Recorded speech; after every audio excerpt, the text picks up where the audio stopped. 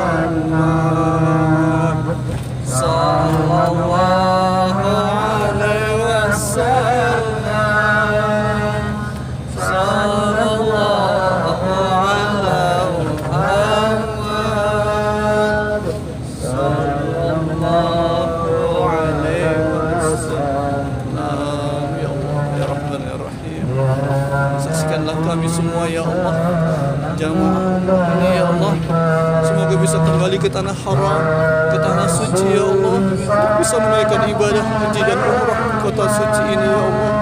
Ya Allah ya Tuhan kami rindu dengan Rasulullah ya Allah, kami rindu dengan Nabi-Mu ya Allah. Pertemukanlah kami semua, pertemukanlah kami dengan baginda Rasulullah Sallallahu Alaihi Wasallam. Ya Allah ya Rahman ya Rahim, kabulkanlah hajat-hajat kami ya Allah, kabulkanlah semua permohonan kami ya Allah. Ini kepada Engkau lah berserah diri ya Allah. Ya Allah ya Rahman, ya Allah ya Rahman, kabulkanlah semua hajat kami ya Allah, kabulkanlah semua hajat kami ya Allah. Ya Allah, bawalah semua keluarga kami untuk bisa berhaji dan umrah ke tanah suci ini ya Allah ya Rabbal Alamin.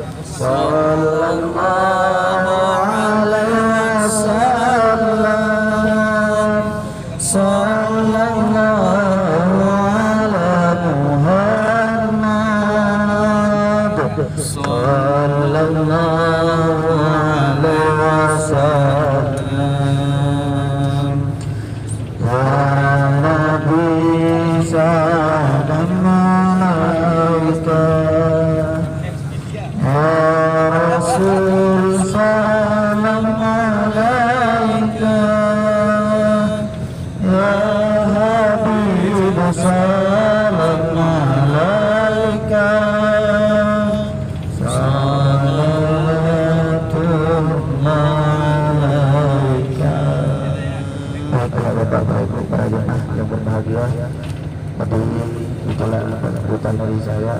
Jadi Bapak Ibu sekalian, Sedangkan diisi perjalanan kita menuju ke kota Madinah dengan istirahat yang cukup, karena insya Allah ketika kita sampai di Madinah nanti kita ditunggu dengan program-program selanjutnya.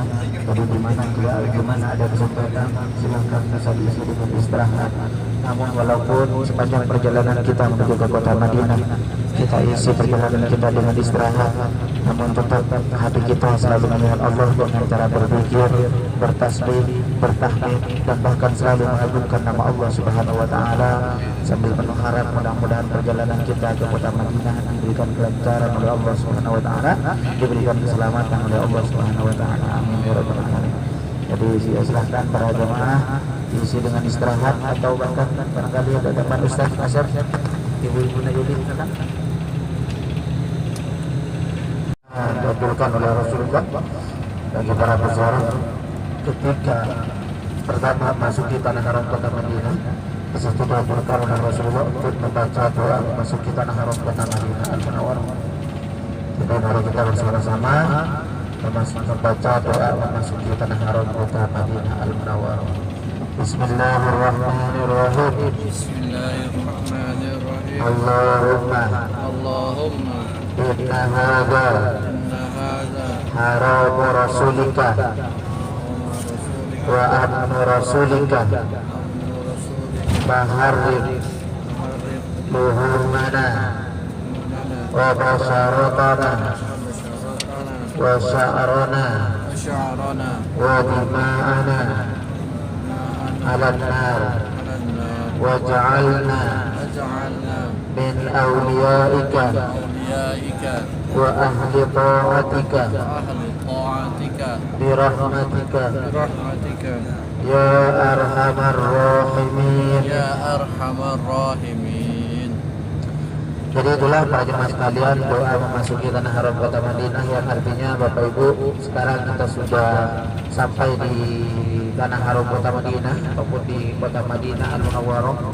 Seperti yang kita lihat di depan Bapak Ibu sekalian, di situ sudah mulai nampak daripada bandar kota Madinah Al-Munawwarah sendiri ataupun rumah-rumah daripada penduduk kota Madinah Al-Munawwarah. Jadi dalam doa tadi para jemaah sekalian kita sama-sama mengakui bahwasanya kota Madinah Al-Munawwarah ini merupakan satu-satunya tanah haram yang diharamkan oleh Rasulullah SAW. Kemudian tidak hanya itu saja para jemaah sekalian, setelah kita memasuki tanah haram kota Madinah Al-Munawwarah ini Bapak dan Ibu, kita tentunya sudah tidak sebebas seperti waktu kita berada di tanah halal. Ada sesuatu yang memang ketika kita berada di tanah haram, ada sesuatu yang memang ketika kita berada di tanah halal itu dihalalkan oleh Allah Subhanahu wa taala. Kemudian setelah kita berada di tanah haram kota Madinah itu diharamkan oleh Allah Subhanahu wa taala. Oleh karena itu selama kita berada di tanah haram kota Madinah, kita harus selalu hati-hati, kita selalu menjaga perbuatan kita, sikap kita, perkataan kita, jangan sampai kita melakukan hal yang memang tidak pantas ataupun mengeluarkan kata-kata yang memang tidak pantas. Memang para jemaah sekalian, setelah kita berada di tanah haram kota Madinah, setiap perbuatan baik kita, setiap amal soleh yang kita lakukan di tanah haram kota Madinah dilipat gandakan oleh Allah menjadi 1000.